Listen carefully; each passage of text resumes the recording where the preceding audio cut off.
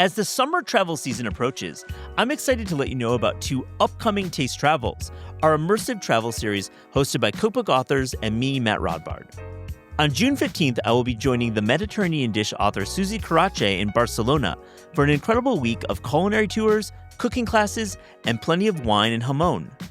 And on September 15th, I will be joining author and baker Mauricio Leo of The Perfect Loaf for a tour of northern Italy. We will visit artisanal Parmigiano Reggiano and balsamic vinegar producers, take a masterclass in the art of panettone, and of course, eat plenty of stuffed pasta and mortadella in and around Emilia-Romagna. Both trips are nearly sold out and closing soon. If interested, write into hello@tastecooking.com and we will get you the information. That's hello@tastecooking.com. I hope to see you on one of our taste travels this summer.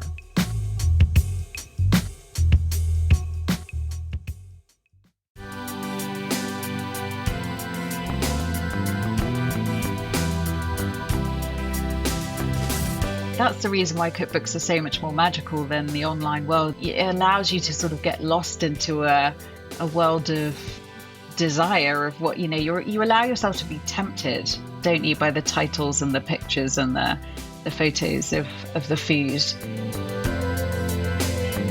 This is Taste. I'm your host, Eliza Barbanel.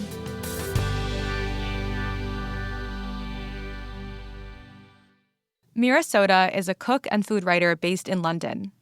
Meera's best-selling cookbooks and weekly Guardian column, The New Vegan, are some of my favorite sources of cooking inspiration. But like anyone, she experienced burnout that led her to fall out of love with food. Today on the show, Meera talks about finding her way back into the kitchen and how that experience inspired her new book, Dinner, an honest and helpful guide to getting the most important meal of the day on the table. Meera Sodha, this is Taste. Thank you for coming on the podcast. Thank you so much for having me. I'm super excited to speak with you. I'm delighted to speak with you. I feel like I know you because I've cooked your recipes so many times, but this is the first time that we've actually chatted, so I feel a little bit nervous in an exciting way. Oh, well, that's thrilling to hear. It's nice to hear that across the pond you're cooking my food. That's really wonderful. Yeah, exactly. I think East is the book of yours that I cook from the most. It's definitely the most banged up, like grease splattered book, which I hope you take as a compliment.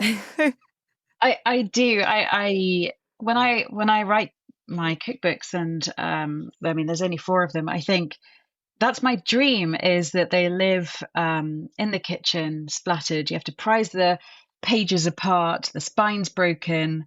I mean, my publisher would hate to hear this, but I want them to be battered and taped together again, and recipes passed on. That's my dream. So a well-loved book. Yeah, a well-loved book. Well, I'm really excited to speak with you about Dinner, which is your newest book. Before we get into that, I want to give just a little bit of context into who you are and the perspective that you bring to food, maybe especially for a listener who hasn't had the opportunity to love and cook from your books as much as myself. And I'm wondering if you could tell me an early food memory that you have from growing up. So I grew up in a farming area of England called Lincolnshire. It's in the northeast. It's very agricultural. And so it's where around a third of the UK's produce is grown. And so the fields are flat. It's like fenlands. It's very fertile. There are cauliflower everywhere you look. There's sweet corn, kale, cauliflower, rapeseed, famously potatoes. There's like pig farms. And then every September, October, there's lots of shooting that goes on. And so, I grew up with like a potato farm just behind my parents' house. And this was like it's a very seminal thing for me. We had a great community. We were in a tiny village, and my mum was always being given all sorts of bags of things that were growing in people's gardens, whether that was courgette, rhubarb. Oh, sorry, courgette is...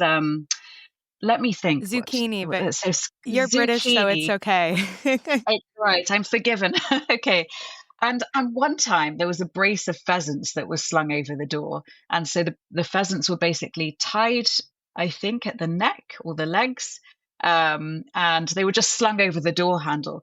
And we predominantly grew up eating vegetarian food, and that's certainly how we mostly ate in our family. And so my mum opened the door and screamed so loud to see these pheasants, these dead pheasants being hung on the door handle, almost as if it was, waking up with like a horse head in your bed. It was kind of like that. And it was so shocking, but it was sort of given to her out of generosity. And it was really nice what happened afterwards. The neighbor across the road showed her and then plucked all the feathers off this bird. Another neighbor helped her to sort of process it, I think, and then my mum curried it, and everyone came together to eat these pheasants. And and I think that sort of informed my point of view in a couple of ways, and that's because I suppose I come from a Gujarati community, and Gujaratis are from the west coast of India. And when those communities came over to the UK, they cooked very traditional food. And that was a way of them keeping in touch with their past, I think, and keeping that alive. And my mum was actually incredible at taking whatever grew locally and cooking it in a Gujarati way. And I grew up with that, and it was quite innovative and quite unusual. Because even now, if I go to my aunt's houses, or my aunt and uncle's house, but my aunts are doing the cooking, they'll be cooking very, very traditional food. And I'm talking about recipes that are hundreds of years old. And so I love British seasonal produce, and I use it whenever I can. And also, I guess one of the other things is that my mum always shared. She didn't have an ego. She was an amazing cook. She was self-taught or taught by my grandmother. And, that's how recipes were passed down.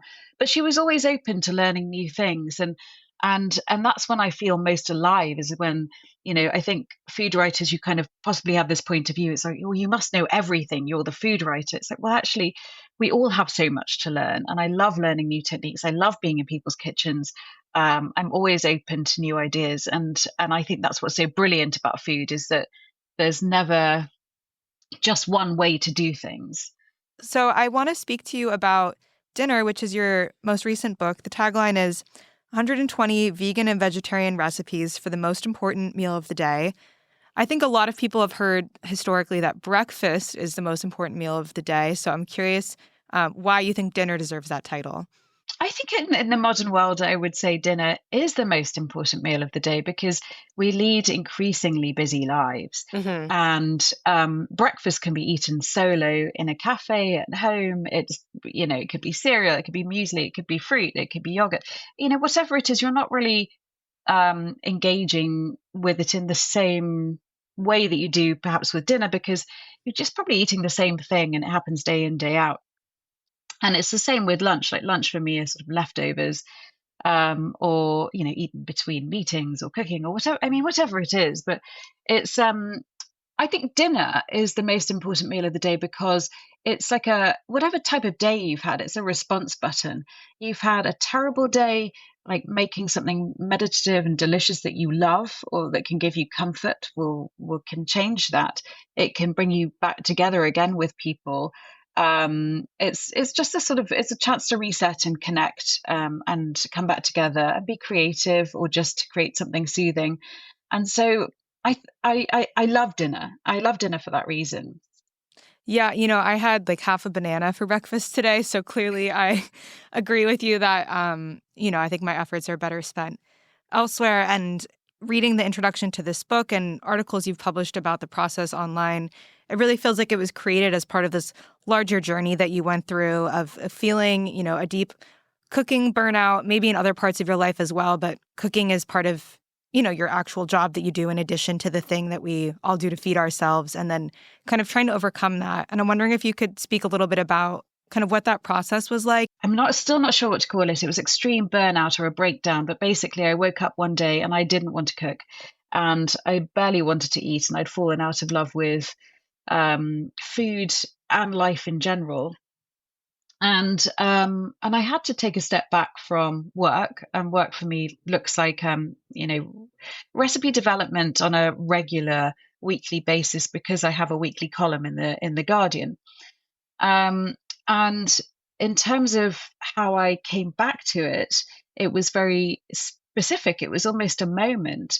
And that my husband, Hugh, had been doing all of the looking after of our children and the house and me whilst I was having this breakdown. And he'd been doing all of the cooking. And then one day he was starting to crack himself. And he said, I would love it if you could make me something. And it was less him saying, please cook for me, I'm bored of cooking now, and more that he needed some love himself. He needed he needed to feel like someone was caring for him too. He was struggling. And I ran into the kitchen and it sort of woke me up, and I grabbed a pan and I went to the store cupboard and I picked up some lentils, some coconut milk, some tinned tomatoes, all the aromatics that I keep in the freezer door, perennially. And I made this Malaysian dal curry, which I love. I love dal. It's very comforting for me. But also Hugh and I had eaten bucketfuls of this in Singapore, and we both fell in love with it. And I felt so different in that moment. And I felt like my spectrum of feelings had sort of gone from something that was very narrow to very broad. I felt alive again. I felt like this fizziness in my fingertips and fresh air in my lungs. And I was thinking about that and why that might have been, why it felt so different. And I thought, I think this might be because I'm doing something, this has been led by my heart and by my belly. And and I had a purpose. I did it out of love. And so I promised myself, and just to sort of, and this was different. And I'll explain why, because the previous 10 years I'd been cooking for the column, and I'd been cooking for this a national audience, and I'd been cooking to publish books, and so it was very different suddenly, kind of cooking like this, and so I promised myself that I would cook out of pleasure, and then I just started to write these recipes down because I was keeping a diary in any case, and I wrote them down in a sort of food diary or a notebook that I keep by the microwave, and in there we put family recipes. Hugh and I would both record family recipes, and the intention with this orange notebook is to give it to our daughters when they leave, and so they're just our beloved recipes. And I just noticed that it didn't happen very suddenly and immediately, and mostly I was cooking things like scrambled eggs or omelets. I ate a lot of eggs and a lot of rice, and then actually this notebook filled up, and I started to realize these things about dinner, that planning it, in just the planning of it, I felt comfort and I felt grounded, and I felt like I could make a plan. And cooking, literally going from A to B, was reassuring. It's something that is actually a very meditative, lovely process. And then being able to share something with the family around the table was also incredibly lovely. And again, that was also very different to my food writing life, where I had been testing recipes and I might have been cooking or like trying to make a lime pickle for a day, and I couldn't give that to my baby and my toddler or to Hugh for dinner. And so so life changed very slowly, and I just thought, wow, dinner is amazing. It has this sort of amazing power to it that I never really appreciated, and I really wanted to share that with people. And so I spoke to my editor about it, and she was very keen. The truth is, it was messy. It wasn't this very, spreadsheeted, coordinated, planned thing like perhaps some of my other books, where I wanted it to be messy and organic. I wanted to, this sounds a bit woo-woo, but I wanted to find myself again through the food. I wanted to find what I loved and what gave me pleasure and what I wanted to share with my friends and family around the table. And so that's what I did. It's taken me years, because it just has. That's how long I started to experience this burnout in 2021, or late 2020, 2021, and then the book came out in August last year, and in the US it's just come out on the 1st of April. So it's not, it's taken a long time to kind of get there, and I wasn't intensive about it, and I made sure to to dedicate my life um, to pleasure in a way, because that's where I think joy is and purpose is. And so that for me looked like spending time with my children and picking them up from school, doing yoga, going to Epping Forest, which is very close to where I live, swimming, all those sorts of things, hanging out with friends after Living COVID life. allowed. Yeah. Living life, basically. And I think with hindsight, I hadn't quite realized this when I was going through it, but this, I think, was sort of an interesting thought for me, and perhaps it might be for you and the listeners. Is that I'm from an immigrant family, and so we kind of, my parents had to survive when they came in. They had very, very little money, and they worked incredibly hard, and there was an awful lot of pressure on me to sort of achieve. And I think because I wanted to kind of achieve things and to thank them and to show them that I was doing what they'd set out for me, work became part of my self-identity, and achievement did. And so, and that's not good, I think, for a life well lived, or it certainly wasn't for me. And I think sort of caused my breakdown. And so I really wanted to sort of live this life that actually wasn't led by achievement and work, but it was actually led by the things that I love. And when I think about food, the reason why I fell in love with it in the first place was because my mum used to cook this food, and it brought us together at the end of the day, and it brought the family together. And we interacted with the world outside of us, the farms, the communities, the grocery shops, the people that we shared the food with. And it's just sort of, it can be, if you let it be at the heart of everything that you do, pleasure, food. And so that was really how I approached writing dinner.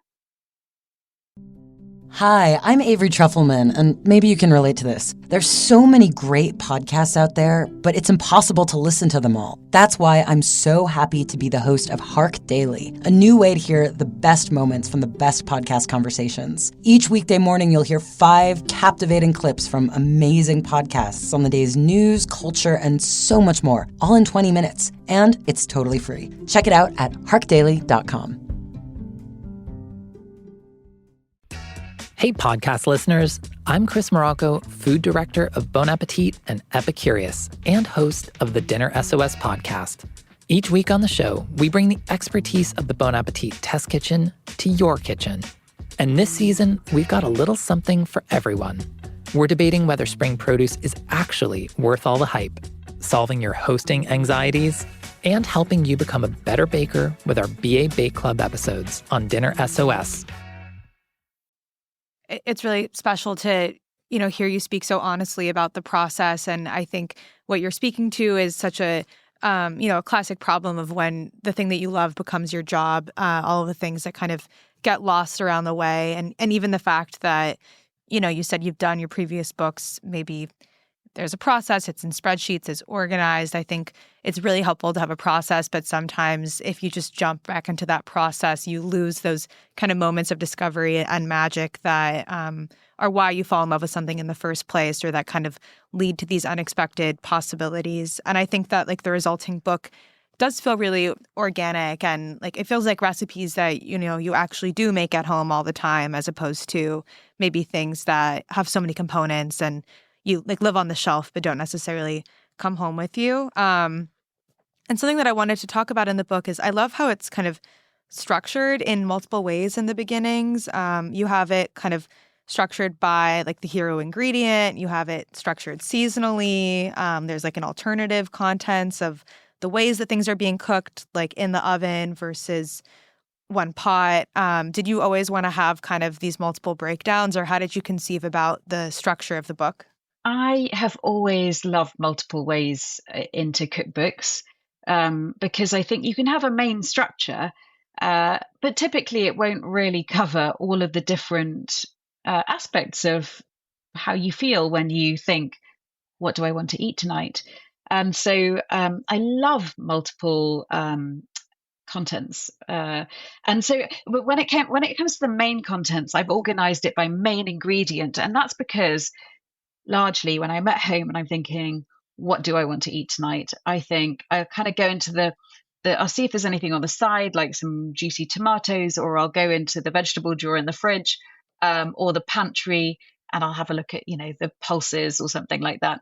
And really, that's how I kind of work out dinner. And then maybe I'll think, oh, do I want some rice or some noodles, or do I want a curry or some soup or a salad? And I might think about what's in season. So, and that, that's lovely. I've got a farmer's market fairly nearby. I'm in London now, so not surrounded by fields. So I'm very reliant on the farmer's market and the grocery market to sort of see what's in. And I might see something that I like. And so the main structure is, by main ingredient. And then I've got a sort of seasonal contents.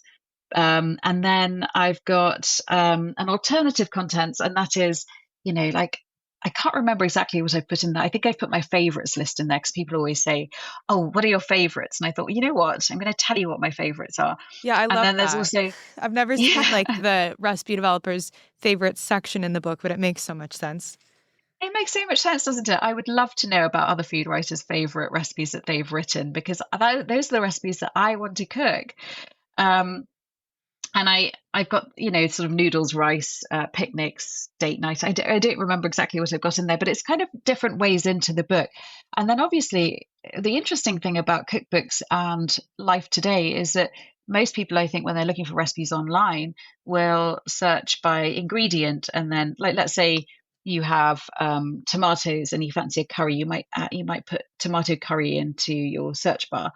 And in that respect, the index is, even though it's at the back of the book, is actually the most it's the least charming and magical way that you could get into a book, but it's so vitally important. And so that's the fourth way in, which is how I see it. It's how I think that most people actually use cookbooks to find what they want. I don't know what you think about that. I don't know. I think it depends on how people are using the cookbook. I think for myself, it's probably like when I don't know what sounds good to me for dinner, that I'll think about what cookbook I want to, dig back into, or someone whose food I really like. And then I normally just kind of flip through, and, obviously I think photos are so important in books for this reason. I look at what looks delicious or what sounds delicious, and or like what you're saying before, what I have in my fridge that I need to use up. But the index certainly has everything in one place.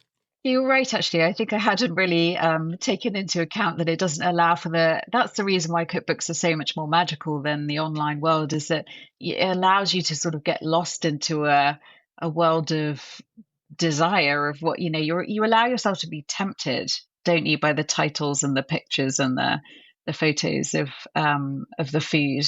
And so it sells the fantasy of all of the potential dinners you could have, and then it's about exactly what do I want tonight. Exactly. Mm-hmm. I want to talk a little bit about just the development process. So I know that you were kind of maybe meandering more, like coming up with recipes together. Were there any recipes in the book that, when it came down to like actually, writing it down properly, cross-testing it, like, was everything kind of like equally easy because you'd cooked them before? Were there any recipes that you kind of sat with and spent more time perfecting? I will cook things a couple of times over, partly because I'll get so excited about the first version of it. And if I think it could be a bit different or a bit better or could be tweaked, I'll do it again. Mm-hmm. But I'm trying to think of what I might have spent a lot of time with. I think the one that was quite important to me, this is a bit of an odd story, but maybe for the last decade, I've been looking to figure out, this is like an insight into the mind of a food writer. I like to set myself a challenge every now and then of how to get rid of a glut. And I mentioned earlier that my mum was sort of given this bag of zucchini or courgettes or marrows or whatever it was, just because there's so much grows, right? When it grows, it really grows sometimes, especially in the summer. And so one thing that we always have in our family is a bag full of carrots. I don't know if that's I do too, yeah. Okay. But carrots, I've always seen them as like a bit of a side thing. I was like, I really want to work out how to turn these into a main meal. And it was like a silly little puzzle I set for myself. And then I finally cracked it. And that was that was real joy when I did, because I really wanted it to have those sort of deep curry, coconutty flavors that you get from a Malaysian curry laksa, but sort of also equally be quite simple to do. So that was like my mountain to climb alongside. And I would highly recommend it. Please make it, and not in the summer. You won't want to eat it in the summer. Although maybe you will. I eat, like, the strange thing about eating hot soups, hot noodly soups, is in Southeast Asia, I wouldn't bat an eyelid when it's like 40 degrees eating something like that. But in England, I think about it as a sort of wintry thing to eat. But the other one, I should have maybe have said this first, is I have a recipe in this book for a vegan cheesecake, which is the most craziest thing, because I think it really gives you an idea of how far we've come in our innovation of trying to create vegan cheese.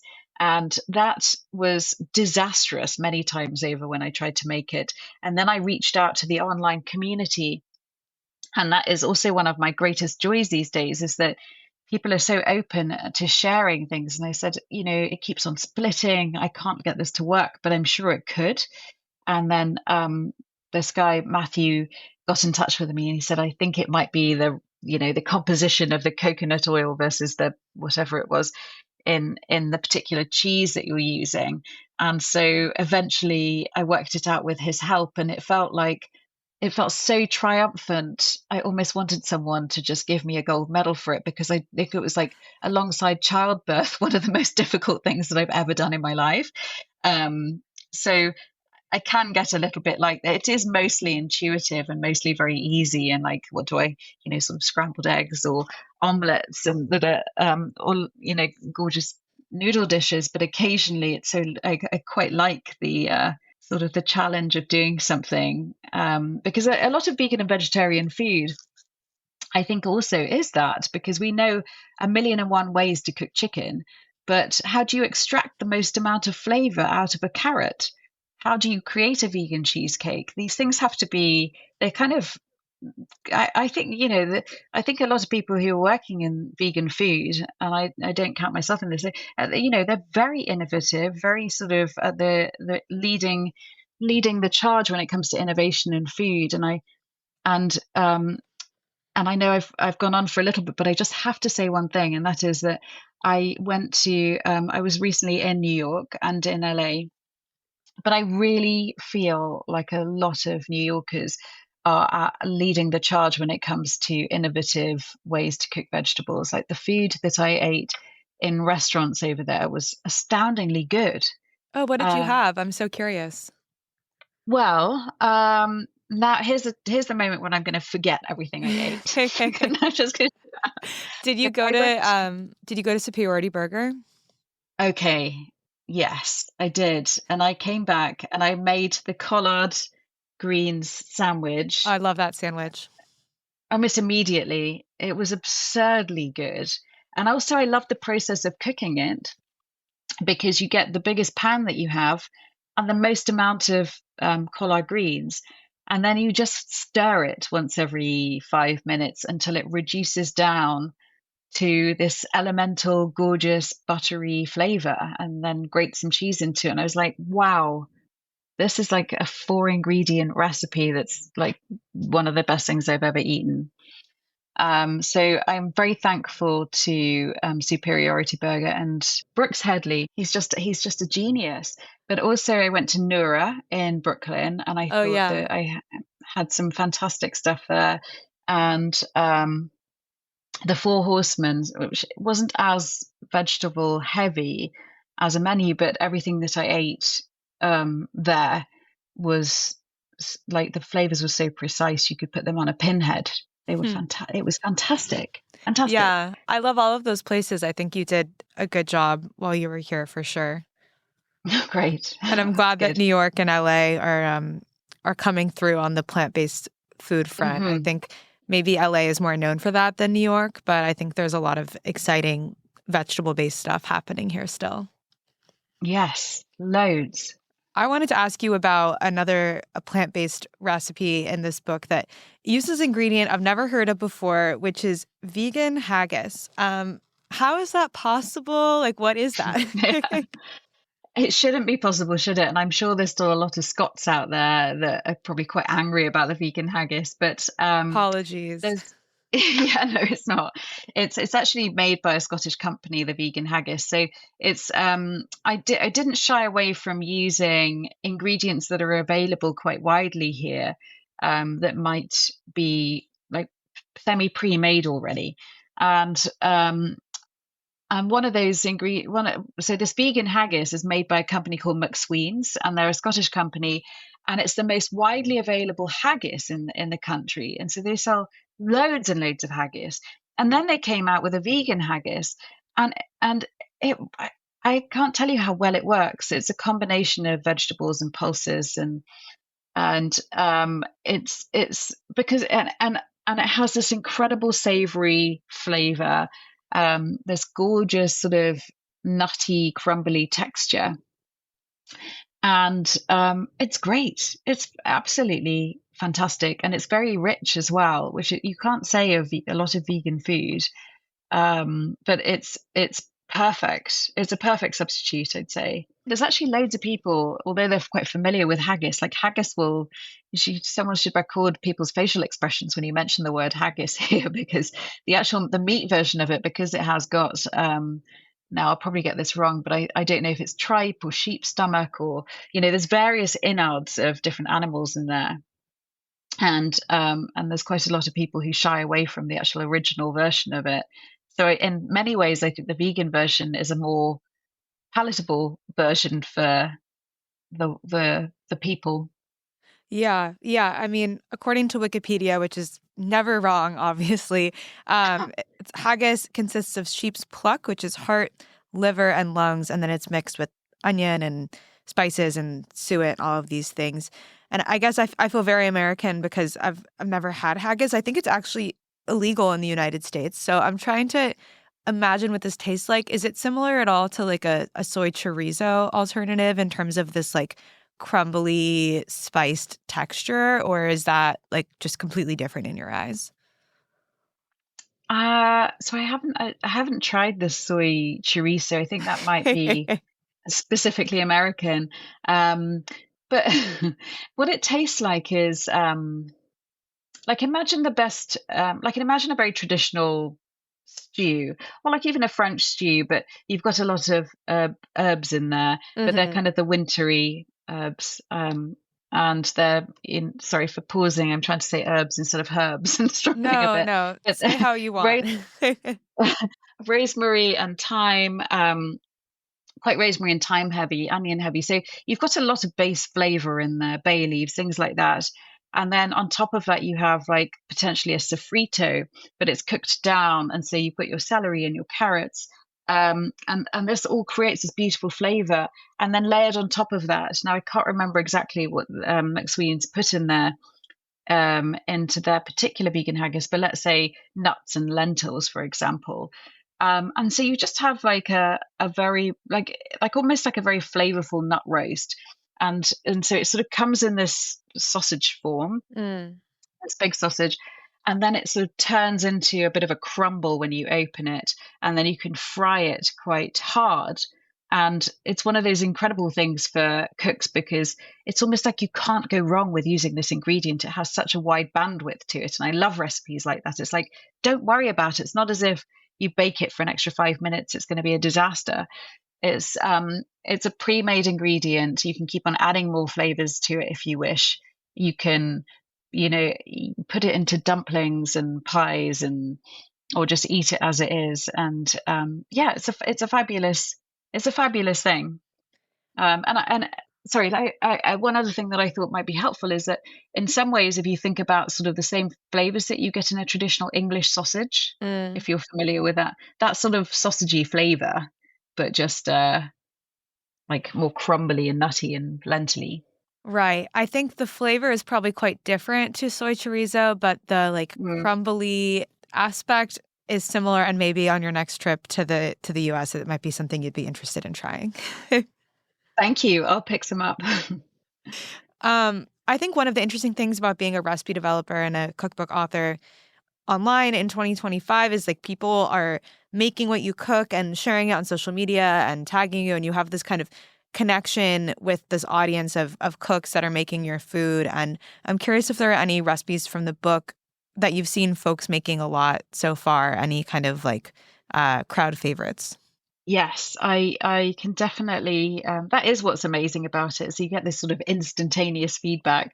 So a lot of people love the sticky mango and lime paneer naans. So paneer is a sort of very fresh compressed cheese, quite similar to halloumi, but it's not salted.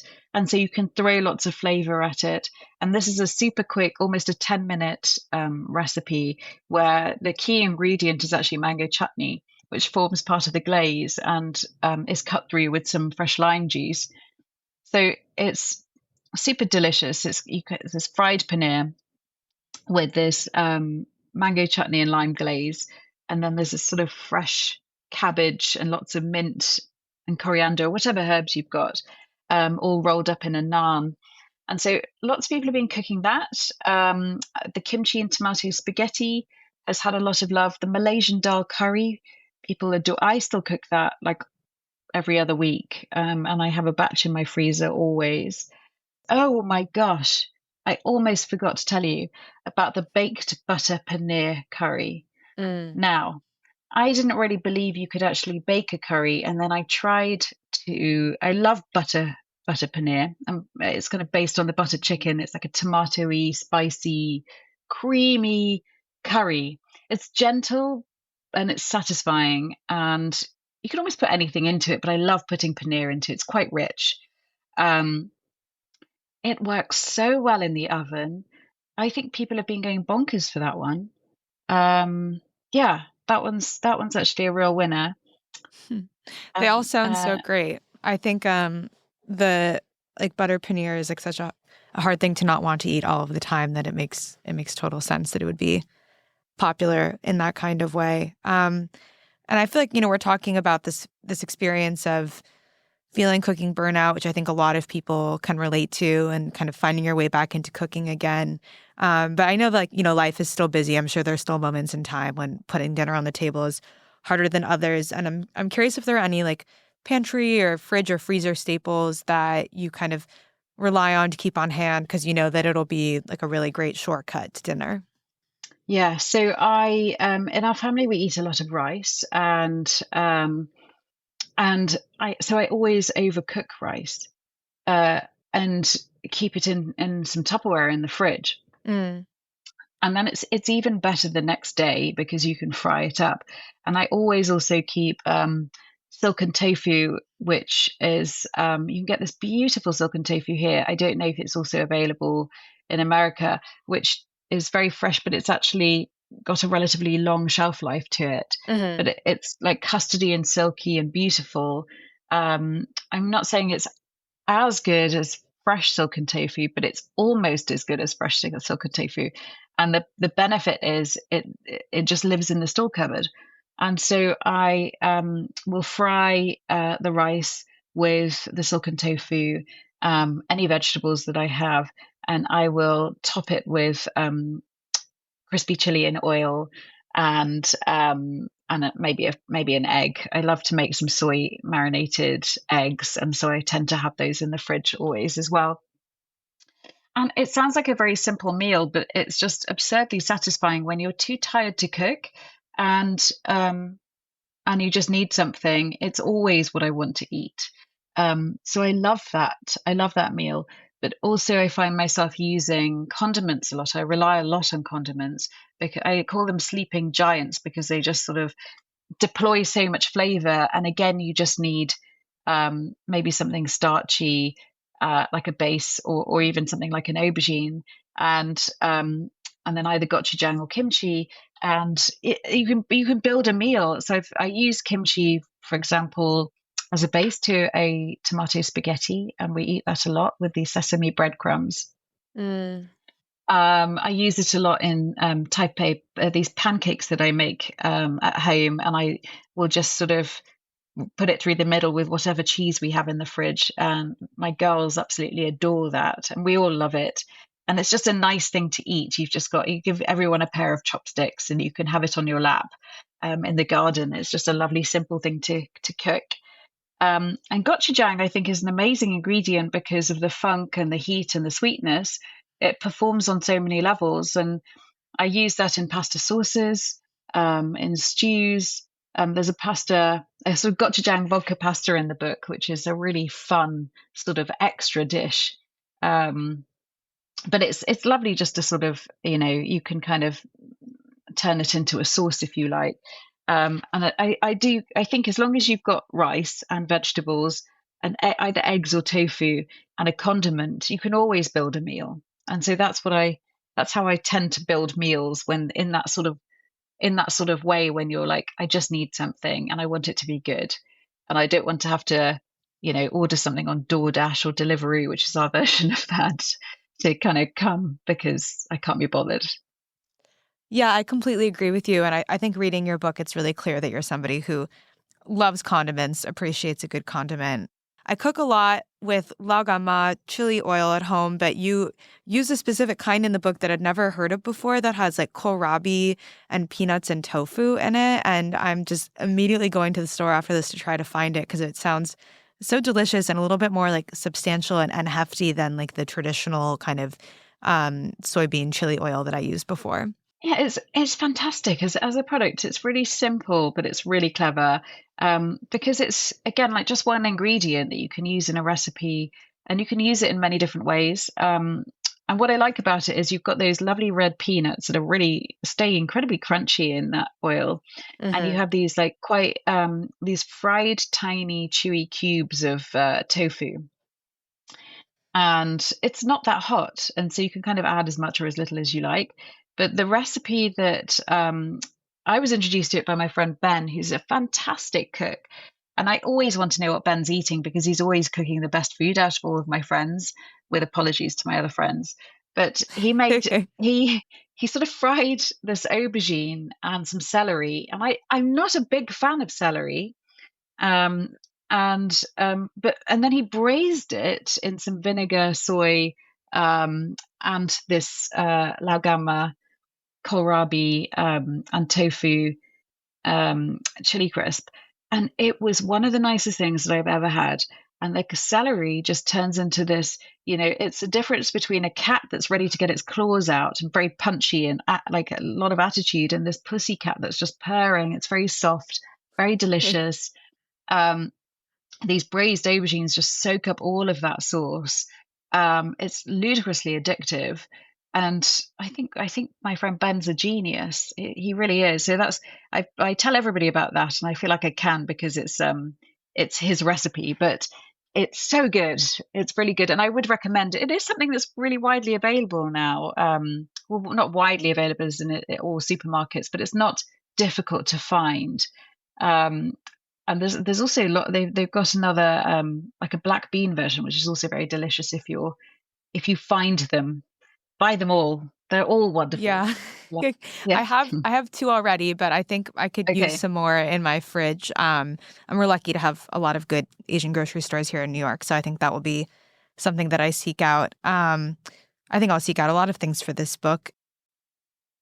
I guess to close today, I want to play a little rapid fire taste check game with you. So I'll make you play favorites kind of, and I'll ask you some questions and you can just tell me what comes to mind.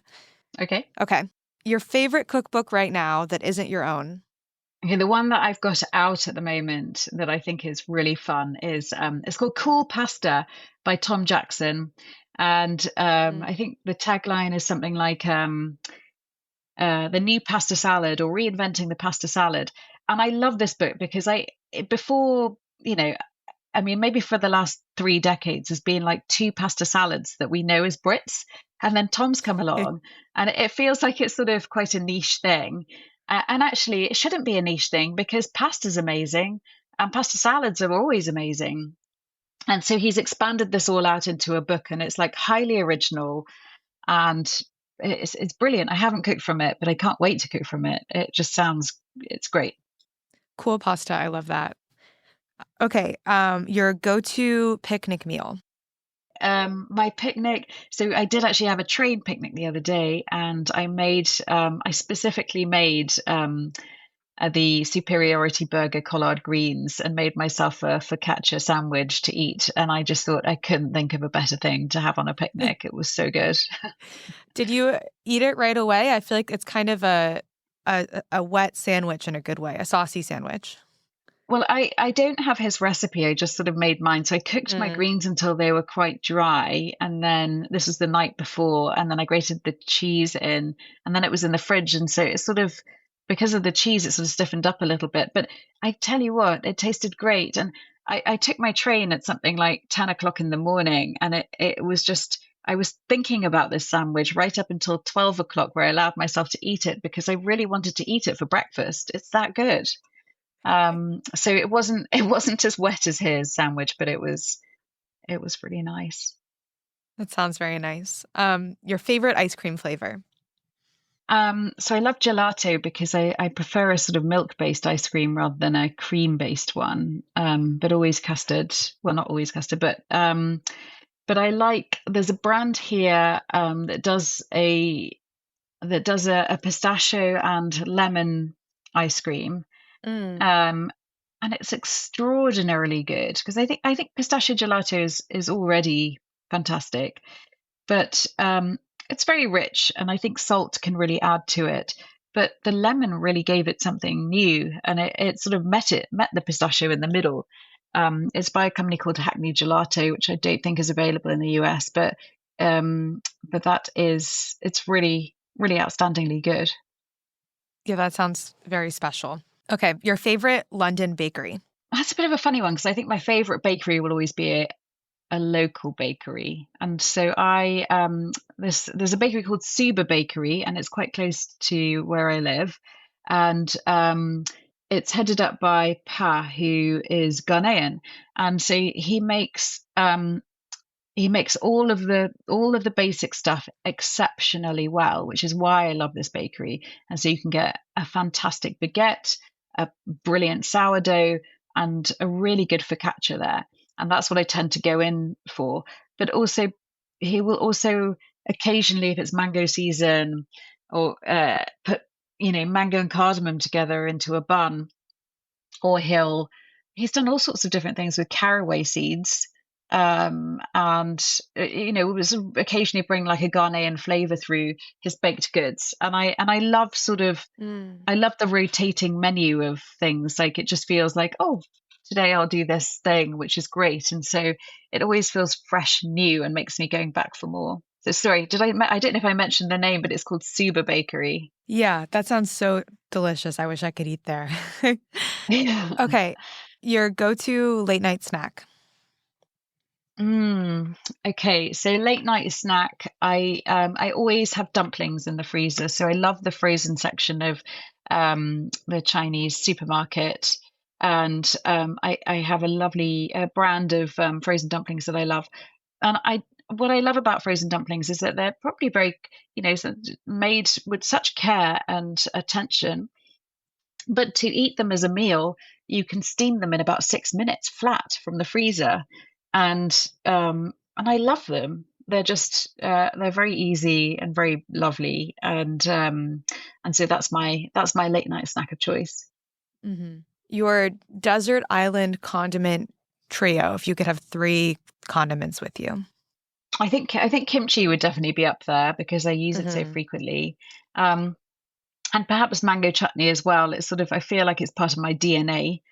Growing up, we always had the big jar, which I think it wasn't quite a kilogram. No, maybe it was half a kilo. So what's that? Maybe close to a pound of mango chutney always in the fridge. A lot of mango chutney. A lot of mango chutney. And I love this brand called Gita's because it is so perfectly balanced. Mangoes can be too sweet, but this is like, it's cut with enough vinegar. And there's like whole chunks of garlic and peppercorns in there. So it's a really good mango chutney. And my third one, I think, hard for a third one. But maybe, I don't know, crispy chili, obviously. It has to be crispy chili. Yes, I think it is. It's the glue that ties a lot of ingredients together to make a meal. in a very joyful way. Okay, finally, a fictional food scene, like from a book or a movie or something like that, that you wish you could magically eat in real life. Okay, so the film that I've loved since I was a kid, and maybe there'll be millions of children who would want this too, but Willy Wonka, Mm. um, and what was it? There was something, I can't remember exactly what it was called. It's something like the fizzy lifting drink. I Oh, can't yeah. remember. It's They like float.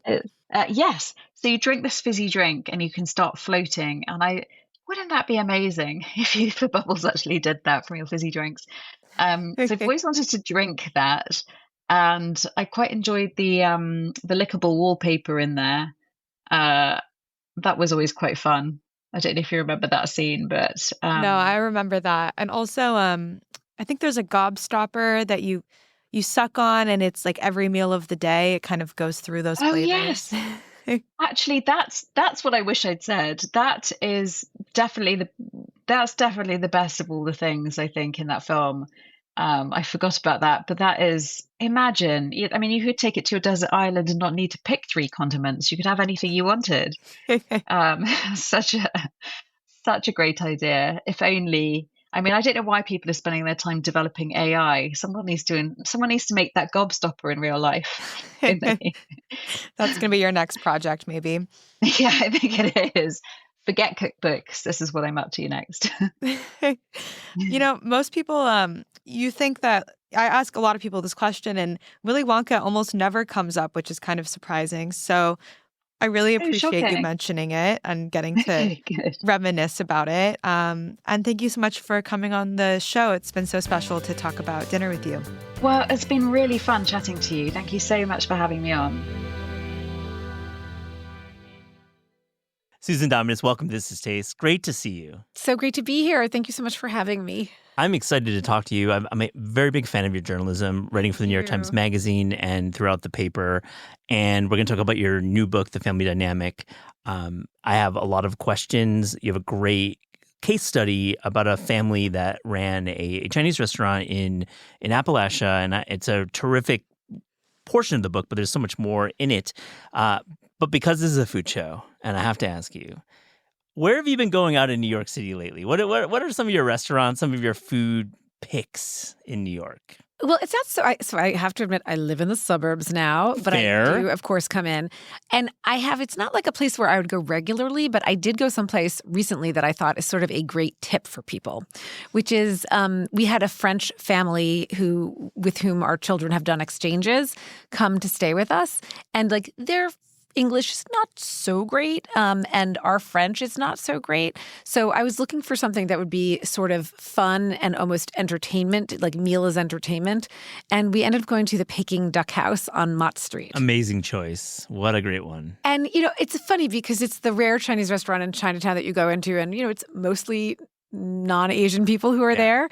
But I feel like it's okay. It's almost like a classic tourist experience, but it's still a good tourist experience. And the dishes came kind of in rapid fire, and there was not too much food on every plate, but it was all delicious. And could we have taken, a family of 4 in addition to us to like Broadway? No, that would be a little bit out of our range. But could we take them to Peking Duck House and have this kind of really interesting, fun experience in the heart of Chinatown? We could. Yeah. And it was delicious. Well, you got the theater of Chinatown, too. So it's a great experience. That place is really popular with wine people, with wine geeks, because they have a very, very low cork fee, if no cork fee. So you'll see people at Peking Duck, with their, white burgundy collections and doing vertical tastings sometimes. Oh, that's so interesting. Yeah. And there was definitely a liquor store a few doors down around the corner where they clearly know what to recommend to people to bring to the restaurant. Yeah, it's a special place. Great call. Great pick. Thank you. Love it.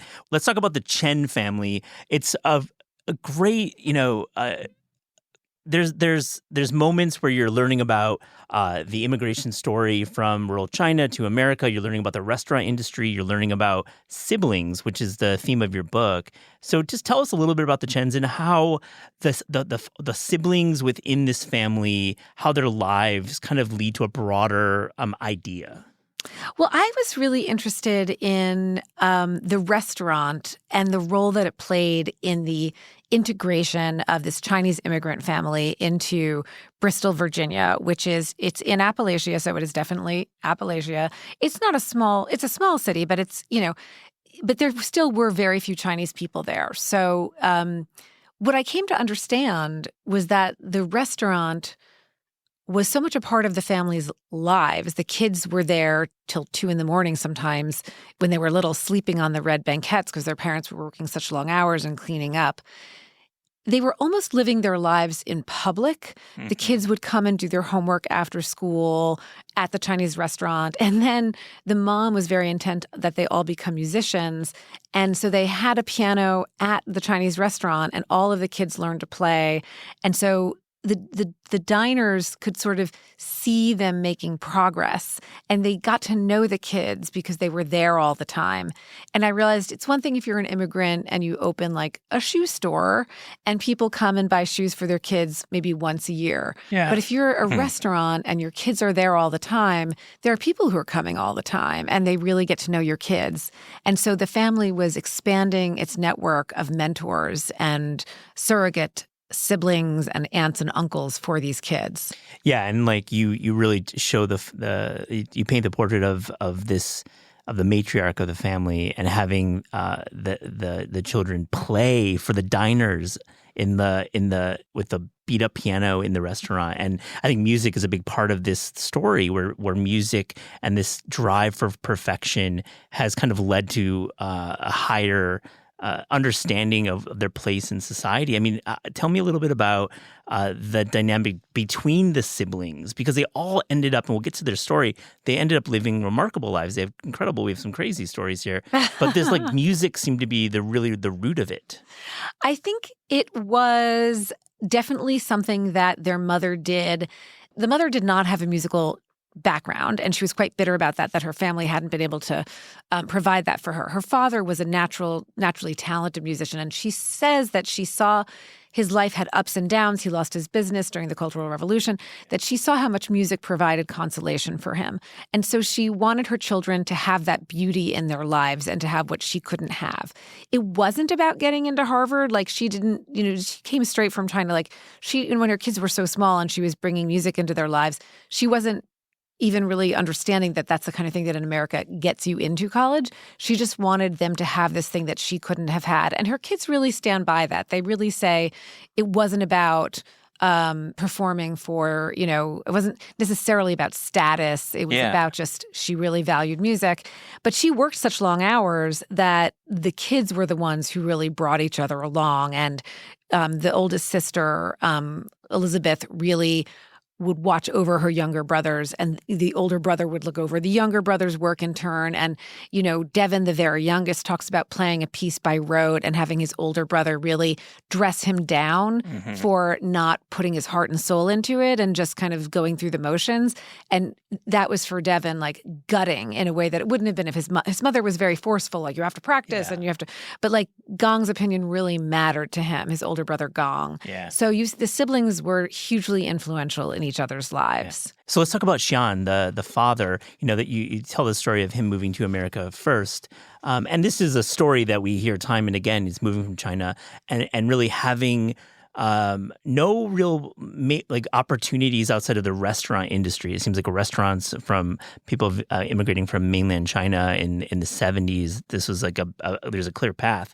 He lives in upstate New York. He lives in Hawaii for a little while, correct? And I think that was an uncle. Oh, his uncle. He started there, yeah. He lives in upstate New York and kind of works his way through these tasks and learns about cooking. He didn't have formal cooking training, and then he ends up opening his own restaurant. And when you were talking with this family, this father's journey to America, it's really fascinating that you were able to really get this down. And what did you learn about the way this guy was able to persevere? And he started washing dishes, then he started cooking, then tell us a little bit about that journey. Well, so it's a hard life because first of all, he left his family behind and came to America, and I think had uncles who were in various parts of the country. And you start out washing dishes and then you become, some kind of prep cook, and then you learn more and more skills. And you're probably living in a very crowded home with other people. And then you're socking money away and you're saving. And I mean, what's really incredible is that, and then you really learn the business. And then eventually you have enough that you're going to start your own business, which he did and he was, if I'm not mistaken, he was the only person cooking there. I don't know how he did it, but like just tremendously efficient. Like watching him with a wok was extraordinary. Just, obviously it's like the high heat, but like his incredible facility with a knife and with like very, very intense heat. And also the kids got involved too. Like, E, it's spelled Y-I, but it's pronounced E. Yeah. I think, he had to stand on like a crate. He was so young, but he was working the air fryer in that restaurant as a very young child. Yeah, I mean, they were working the restaurant, these children at a very young age and doing all the tasks. And E's trajectory from, this life working in the Shanghai Chinese restaurant in Bristol, Virginia, to becoming the fifth employee at Toast. And Toast is, everyone knows Toast is a point of service technology for delivery, and it IPO'd, and, he's the fifth employee. Tell me about him.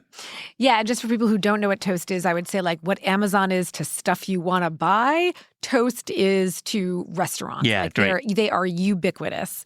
And what I really love about E's story, and actually all of the Chen children's stories, is that, especially the three oldest ones, they didn't really realize it until I pointed it out to them, but each of them had gone into a profession that would have served their parents as new immigrants incredibly well.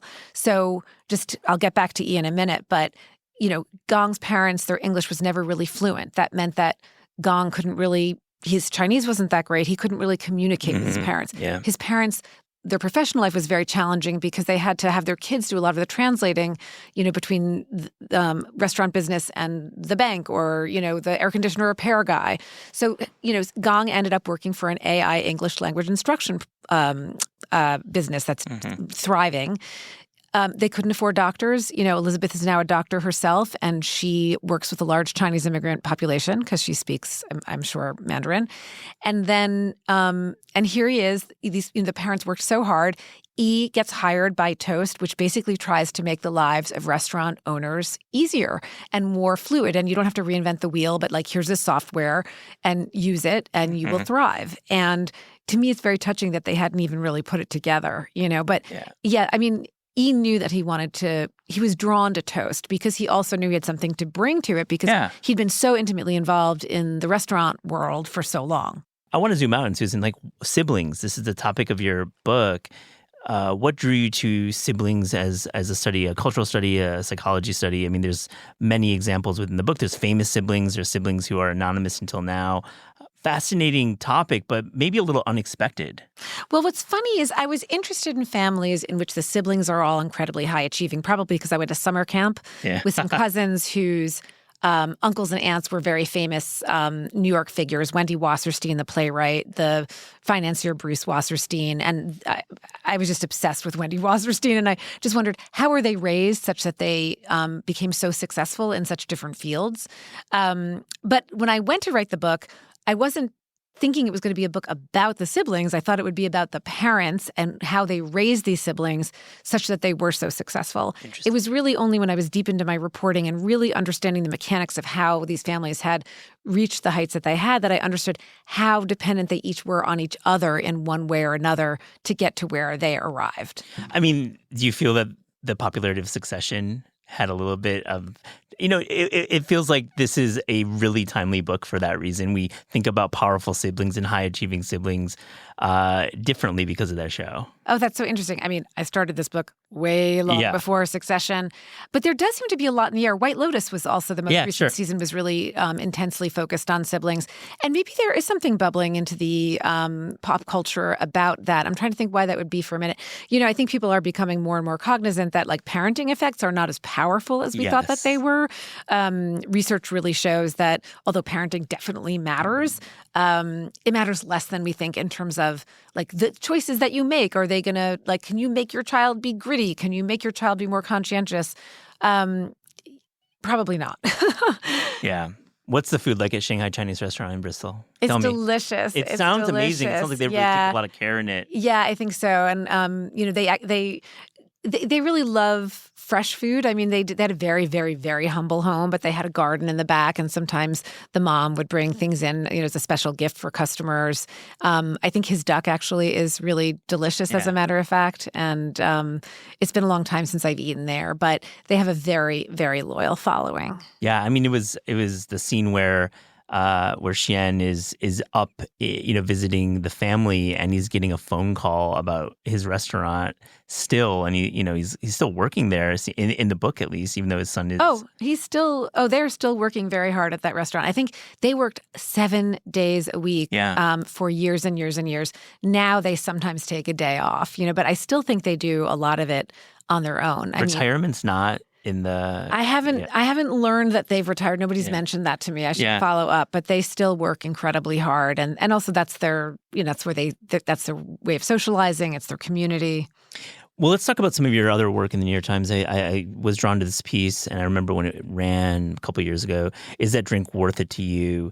And it's really a tough topic. You negotiate how we know alcohol is bad for you, correct? I mean, that's like the obvious presumption, but we don't quite know as a society, if 5 drinks a week is good or bad, and you really kind of get into the dynamic of I would say data around drinking, and how we can't really tell when it's good or when it's bad. I'm paraphrasing very broadly, but what did you take away from reporting that piece? I think the most important takeaway is not even about how many drinks do you have to drink before you start getting yourself into trouble. I think it's ridding ourselves of the illusion that some amount of alcohol, specifically red wine, is good for you. Right. I mean, there are still people who will make the argument that the research shows, et cetera, et cetera. The alcohol industry. Yeah. The lobby. Yeah, exactly. The marketers. Mostly. Yeah. But even now, when I have a glass of red wine with dinner, I know that I am still convinced that it is good for me. Yeah. And it's okay to have one glass of wine. It's not so bad for me, but it is funny that I still have this sense that it is salutary in some way. And that's just not true. And if one glass of wine is not good for you, 2 glasses of wine is definitely not good for you. And, other people talked about it in terms of so it wasn't a piece that people assumed it was an alarmist piece. But I don't think it was. It was simply saying, don't kid yourself that it's good for you. On the other hand, you could probably drink quite a bit before it starts to be something that actually is going to take months off of your life, So I wasn't saying don't drink. It was more don't kid yourself that this is great for your heart. It's not great for your heart. Yeah, and I got that from, the headline was great because it draws you in, but it's just rules of drinking are hard to define. Mm-hmm, yes. And I think you write in there about how, it's really about the person. It's about your own relationship with alcohol, and really having somebody say 5 a week is the right amount is not really effective.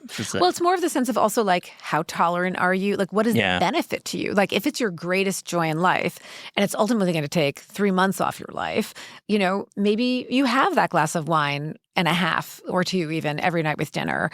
And, it's not great for you, but maybe to you it's worth it.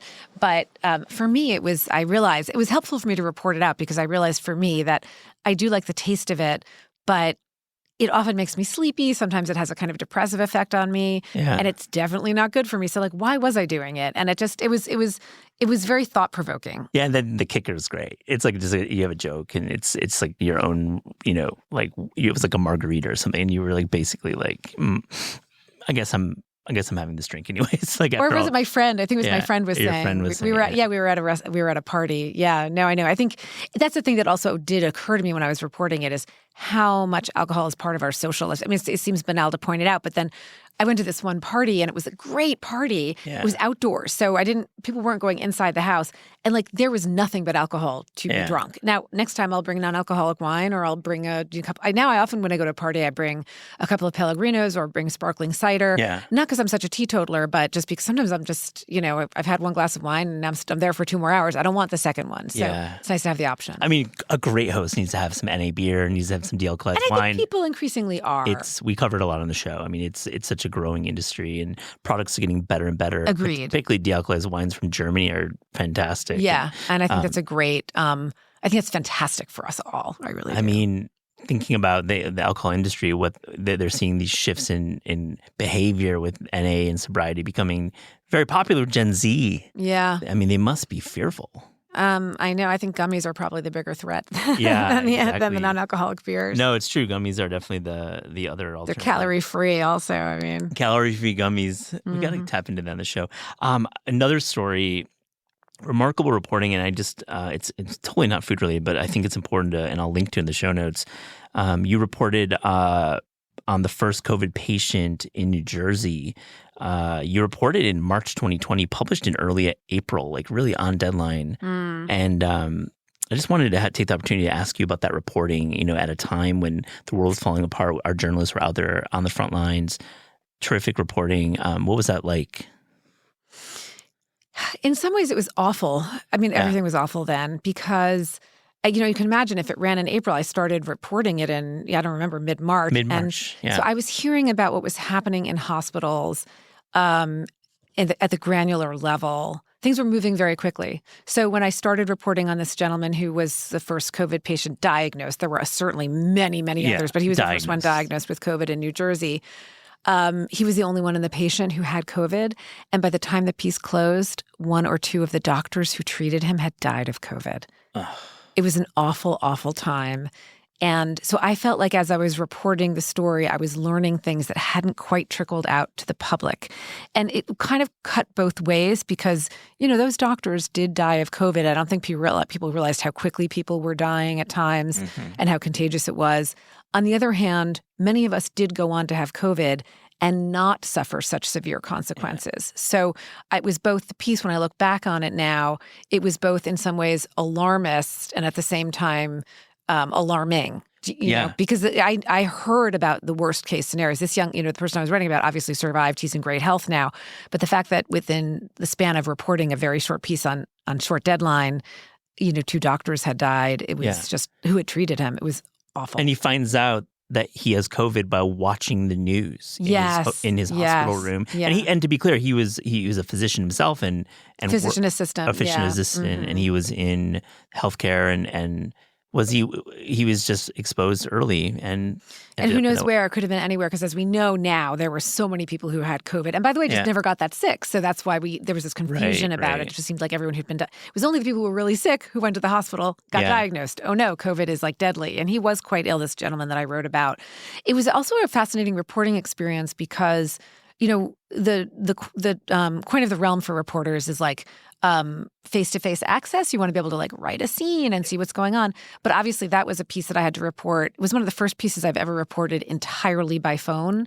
And he and I spent hours on the phone together. I sort of had a captive audience because he was stuck alone and was isolated. So I think he was really happy to talk to me and I could really get to know him.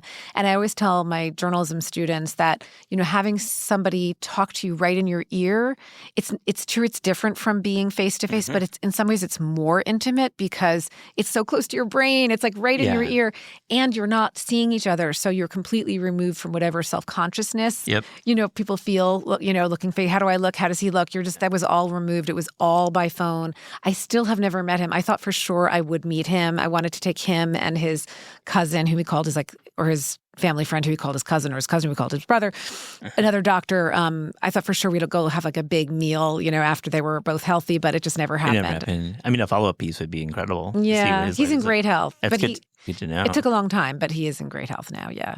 And aside, your journalism students, are any of them tapping into food writing? Are they interested in covering this world that we Yes, cover? As a matter of fact, one of them is. Yeah, she's maybe I'll put her in touch with you. Perhaps I like you need that. an intern one day. Yeah, she's this one young woman, an incredible debate champion in high school, and then got to college and decided she wanted to throw herself into. She was always interested in cooking, but she's really interested in vegetarianism, vegan cooking, natural, organic food, and that is exactly what she wants to do. Oh man, I love to hear that younger journalism students are thinking about food as a place where they can write and report, because we publish so much of that work on taste, and I love to hear that there's some interest. And absolutely. Not everyone's going to try to cover Washington or cover business. Yeah, no, I mean, obviously food is culture. So if I you're agree. interested in culture, then you're interested in writing about food. Susan Dominus, this has been such a pleasure. I really, really love your work. Oh, so kind of you to have me on the show. Thank you.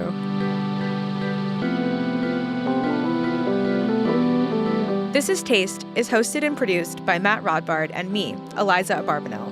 The show is edited by lead producer Clayton Gumbert and supervised by Pat Stango, Director of Media Production and Development at Penguin Random House. Thanks to Shalia Harris and the production team at Penguin Random House. Theme music by Steve Rydell, logo and guest illustrations by Ellie Skurzat. Visit Taste online at tastecooking.com and make sure to subscribe to our newsletter to keep updated on all cool things in the world of taste.